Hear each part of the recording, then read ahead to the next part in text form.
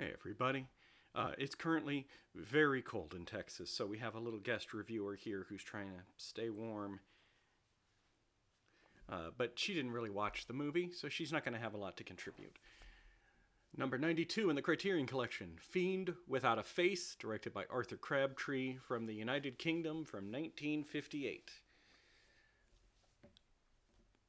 This is another sci-fi B movie. It's two in a row. Again, I'm all in for this. I'm here for it.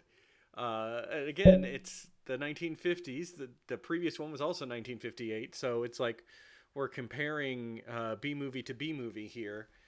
United States versus United Kingdom. Now, while it is a United Kingdom production, the film is set in Canada on a U.S. Air Force base because they wanted to make it universally understood and appealing, was their argument.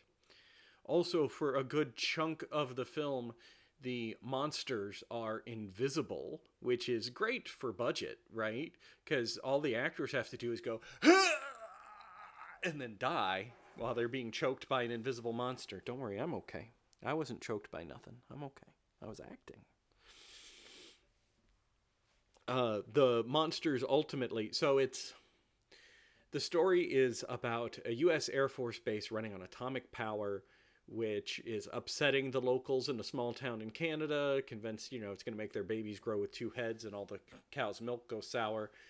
And a local scientist is tapping in and siphoning off the atomic power for his own experiments, where he accidentally creates these invisible monsters.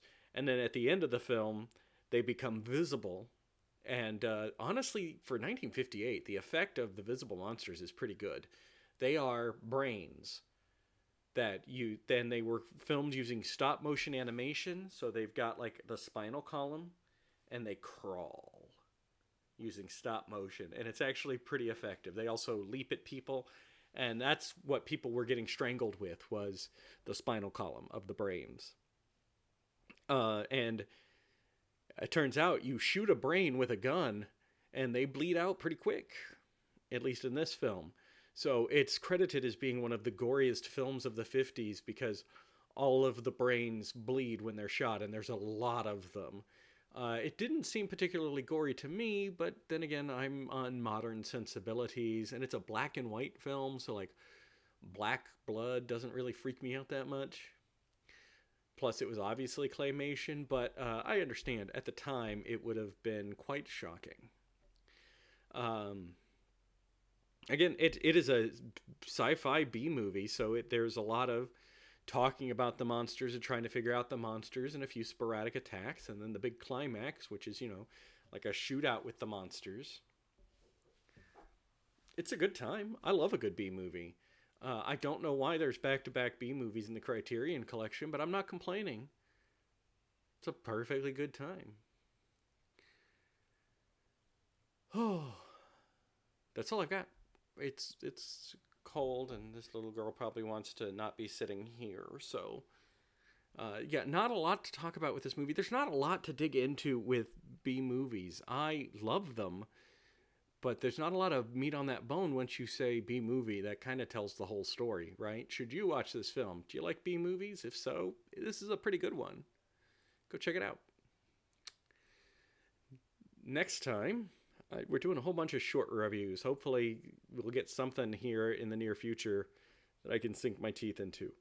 But next time is Black Narcissus, directed by our old friends Michael Powell and Emmerich Pressburger from the United Kingdom from 1947. I believe they were the ones who did the ballet with the red shoes. I think.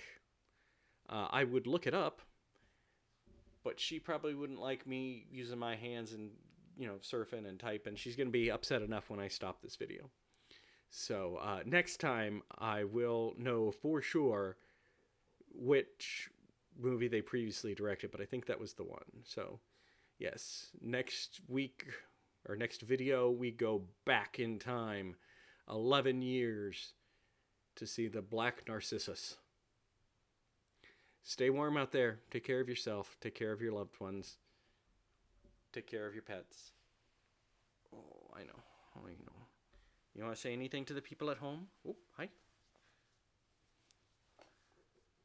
No, I don't think she does. I think she wants to go back to cuddling up. So we're gonna go upstairs. Thank you as always for watching. I will see you guys next time.